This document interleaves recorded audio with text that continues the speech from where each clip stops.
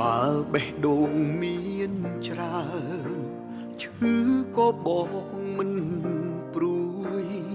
តែបេះដូងមានតែមួយបើឈឺគឺឈប់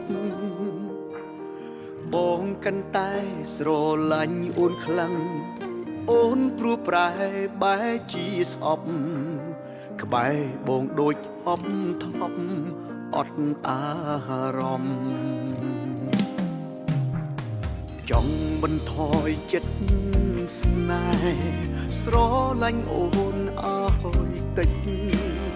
តែបែរមិនបានសម្រេចកាន់តែឈឺបើចង់បែរអូនគួរតែប្រាប់បងចង់ស្ដាប់ពាក្យត្រង់បើមិនចង់សំរងបន្តធ្វើអ្វីអូន stress មែនទេពេលនៅក្បែរបងនួនល្អងធ្វើឲ្យរាល់ពាក្យសំដីចាក់ដោតណាំងថ្លៃคงធម្មតាក្តីស្រឡាញ់អូនចំពោះបងសល់ប៉ុន្មានភាគរយជីបាមើលទៅអូនលែងត្រូវការបងតទៀត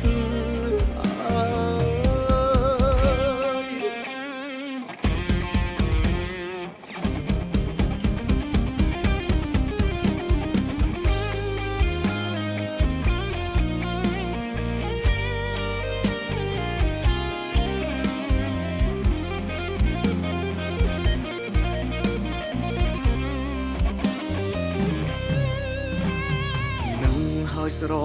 ឡាញ់គេភ្លេចស្រឡាញ់ខ្លួនឯងគេក្រឡុក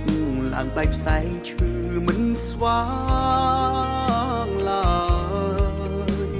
ណាស់ហើយយ៉ាងណាក៏យ៉ាងនឹងទៅបើគ្មានផ្លូវមានតែបណ្ដោយឃើញទេគ្រាចុងក្រោយសល់តែខ្លួនឯង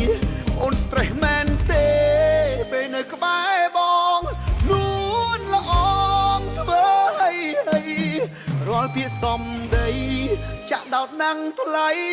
คงធម្មតាក្តីស្រឡាញ់អូនចំពោះប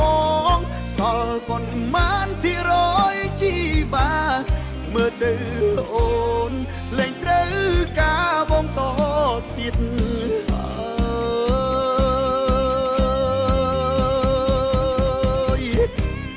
អូន stress មែនទេពេលនៅក្បែរបងនួនល្អងធ្វើឲ្យ